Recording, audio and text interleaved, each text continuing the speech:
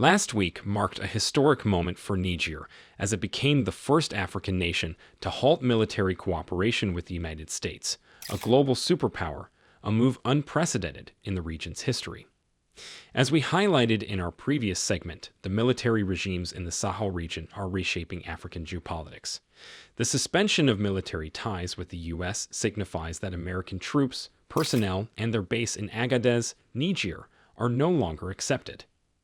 However, recent reports reveal that despite Niger's decision, the United States is reluctant to withdraw. American officials have engaged in confidential discussions with Niger's military leadership to explore options for maintaining some level of security presence in the country. Simply put, the United States is now appealing to Niger to reconsider its stance and permit them to remain. According to a U.S. official, both parties are considering conditions under which American military presence could persist, albeit likely reduced.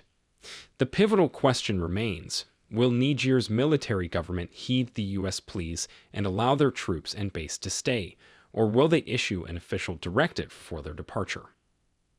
Currently, the outcome remains uncertain until the conclusion of their confidential discussions and the release of an official statement. Nonetheless, it's intriguing how the dynamics have shifted. Just before Niger suspended military cooperation, U.S. officials arrived with an air of superiority, demanding Niger reassess its ties with Russia if they wished to maintain cooperation. However, the military junta stood firm, adamantly defending Niger's sovereign right to engage with any nation, including Russia and Iraq, on its own terms. With Niger's suspension of military cooperation with the United States, it's clear that the U.S. has received the message that its influence has waned.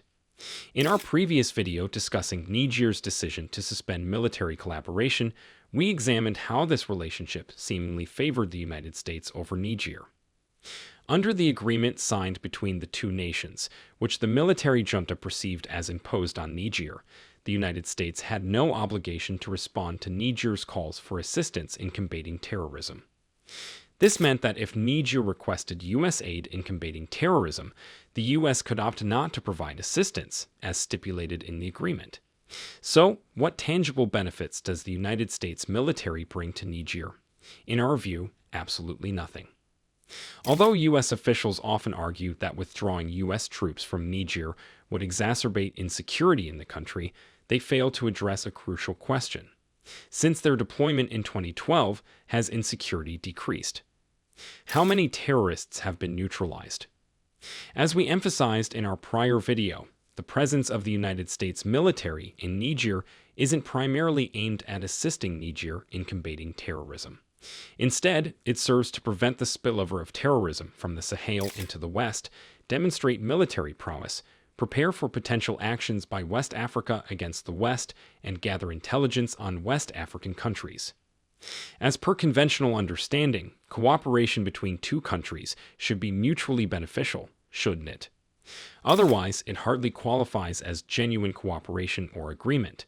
Hence, the current relationship between Niger and the United States, where only the U.S. seems to reap benefits, could be more accurately described as parasitic rather than cooperative, taking advantage of Niger's strategic location in the Sahel region. The significance of the U.S. military base in Niger is undeniable, and U.S. authorities are well aware of its importance. They're willing to go to great lengths, including pleading, to ensure the retention of this base and U.S. troops in Niger. Despite the public announcement by the Niger military government regarding the suspension of military cooperation with the U.S., according to a U.S. official, Niger has not provided the necessary private, technical communications that would compel the U.S. presence to depart from the country. This suggests that the U.S. still holds onto a glimmer of hope that they might be able to remain in Niger.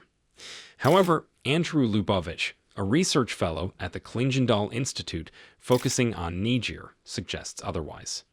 He believes that the decision ultimately lies with the U.S., despite the substantial economic and security investments it has made in Niger over the years.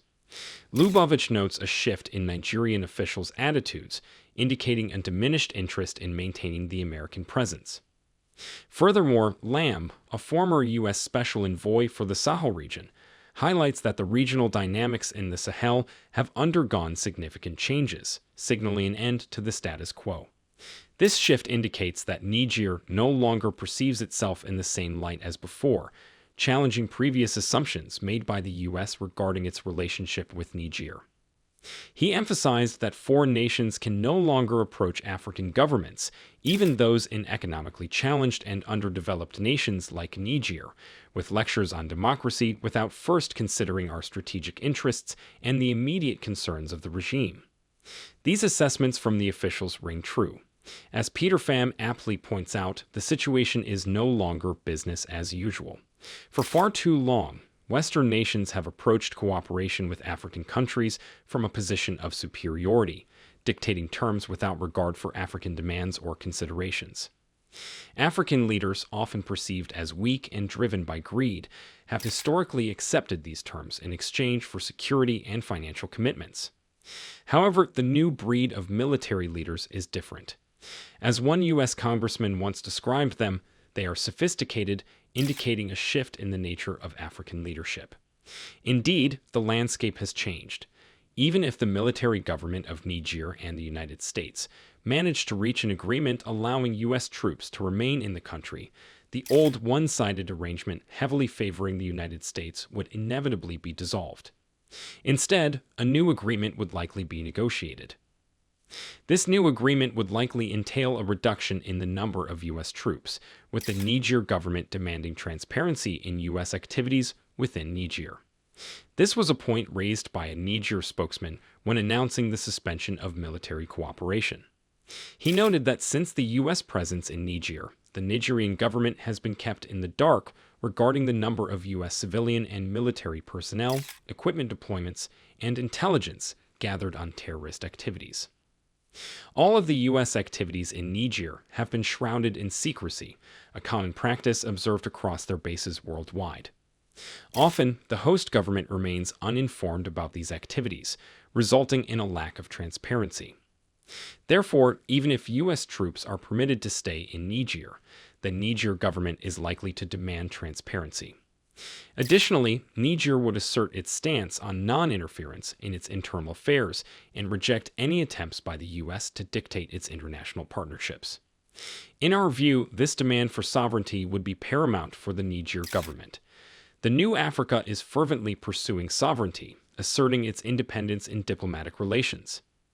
Hence, if the U.S. military wishes to maintain a presence in Niger, it must be prepared to acknowledge Niger's right to partner with countries like Iran, Iraq, Turkey, China, and Russia, regardless of U.S. opinion. In a clear demonstration of Niger's determination, shortly after announcing the suspension of military cooperation with the U.S., the military junta reached out to Russian President Vladimir Putin, expressing solidarity following terrorist attacks in Crocus City Hall, which claimed 139 lives. Both leaders seized the opportunity to discuss not only military collaboration in combating Sahel terrorism, but also mutually beneficial cooperation across various sectors. This underscores Niger's unwavering commitment to its relationship with Russia and other non-Western nations. In essence, if the U.S. military wishes to remain in Niger, it must acknowledge that the Russian military may also operate in the country. However, can the U.S. accommodate this? Share your thoughts in the comments below, and don't forget to like, subscribe, and share this video.